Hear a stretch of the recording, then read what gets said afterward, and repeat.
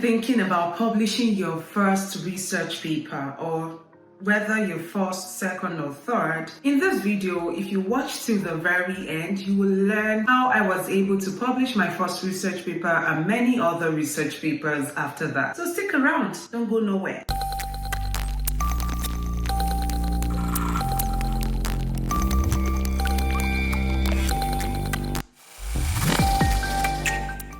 My name is Bisola Miriam, the founder and CEO of ideyforyou, and in this personal development series, I'm going to talk very extensively about publishing a research paper. So usually when you're looking to apply to schools with funding, one major advice that I often offer students looking to relocate to study abroad is that they should focus on those strategies that would increase their chances of getting into a fully funded program. Now think about it. Everyone is writing a statement of purpose, letter of introduction, everyone submits a resume or CV, but not many candidates have published papers when they're looking to apply for a master's or a PhD program. And you know what? If you have a published paper, you stand out among all the applicants and you increase your chances of getting fully funded. So how do you get fully funded? Now, through a research paper, you can increase your chances and strategically position yourself for more funding. So, how did I publish my first research paper and how can you do the same? There are 3 steps you need to take, or 3 strategies that you must employ. The very first thing I did when I wanted to publish my first research paper was that I thought about the fact that I needed someone to work with. I needed someone to keep me accountable because I was publishing my first research paper long after I'd graduated. Now, the very annoying thing for me is when you're in grad school, you are made to write a lot of, papers, reviews, articles, proposals, but there is really no time for you to write and complete a whole paper. Now, my major recommendation for those who are currently in grad school is do not write that paper just because you want the grade. Make sure you go back to that research paper that you turned in when you needed a grade and turn that paper into an actual publishable research work. And one major way you can do that is through this number 1 strategy: collaboration. Okay, so when I wanted to publish my first paper long after I'd graduated, I looked at the works that I'd done in grad school, and one research paper or one proposal that I submitted that stood out was something that has to do with Black women's stories. Okay, and so I thought about someone that I'd met at a research conference in New Orleans. I texted her and told her I had an idea and if we could collaborate. And it went from just randomly talking about it to actually making it happen. And so the very first recommendation I will give you is collaborate.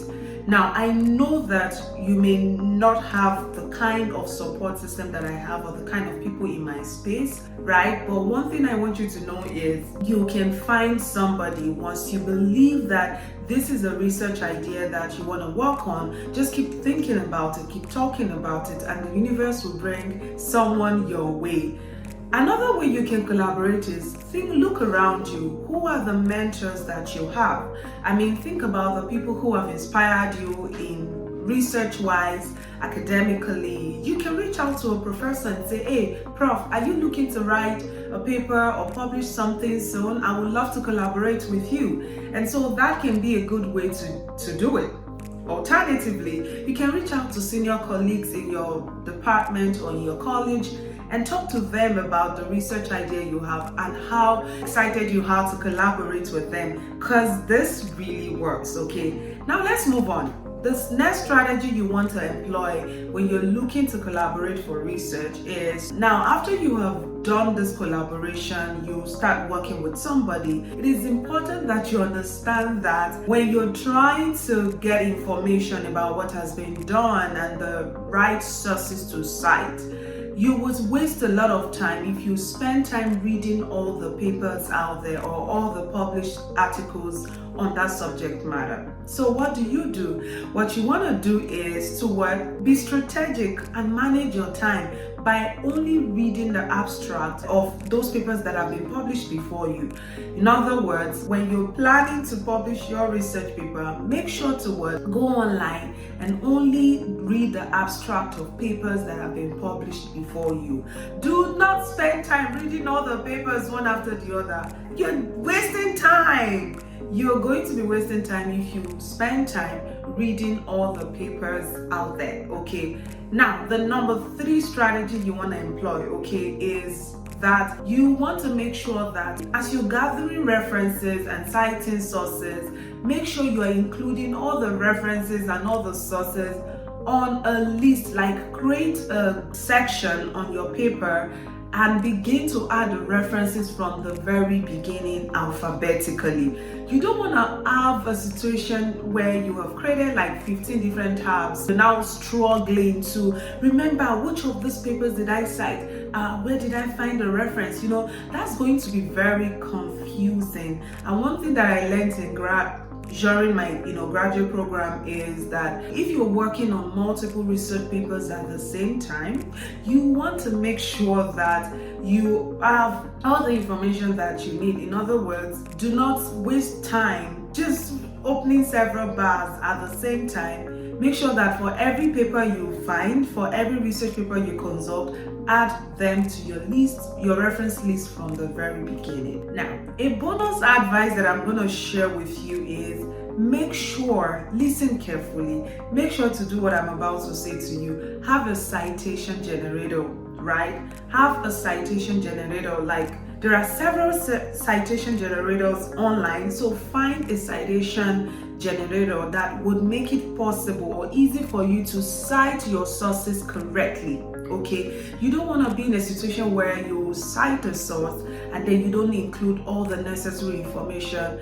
For instance, there are many papers you would find on Google Scholar without their DOIs, okay? And if you use a proper citation generator, you can find the DOI of those papers online. And you can find the correct style of citing that source, whether it is APA you're using or MLA. Depending on the field in which you're publishing that paper, you want to make sure that you're citing the sources correctly. Let's move on. The other thing I want to share with you in this video real quick is make sure to use the right plugins, the right research plugins or grammar checkers, okay? Citation checkers on one hand, grammar checkers on the other hand. So use these tools in addition to a proper reference list to make your work easy. I have shared with you a lot of amazing strategies that can make it easy for you to publish your first papers, and I'm super excited for you to publish your very first research paper.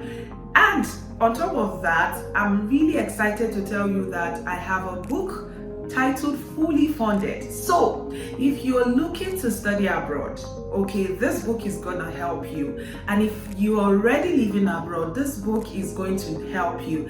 And if you're looking to live permanently abroad, like get your citizenship or move from being a student on an F1 visa to the NIW or H1B category and live permanently as a green card holder, for example, in the United States, this book is definitely that game changer for you. If these strategies have been helpful, if these insights have been useful, please make sure to subscribe to this channel, share this video with someone who needs it, and again, today I have shared with you strategies on how you can publish your first paper. The first strategy that I shared today is that you should think collaboratively. 2, I told you that it is important to only read abstract and not read the entire paper or papers that you're looking to read through before publishing your own work. The third thing that I also shared with you is you want to make sure that you are managing your time by adding your reference list from the very beginning, using a citation generator or citation checker, as well as a grammar checker. So have these plugins embedded in your Google Doc or your document while you're writing, or from the very point where when you begin to write, okay?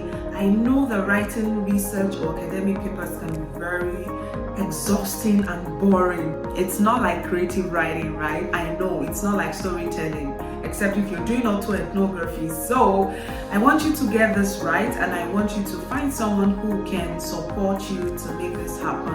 And I really hope that this works, okay? And again, go ahead right now and pre-order my book. It's currently on Amazon on pre-order. Follow the link in the description of this video to get started. Make sure to subscribe to this channel, leave a comment, and if there's any topic you want me to talk about in the personal development category, please feel free to do so, and talk to you soon. Bye.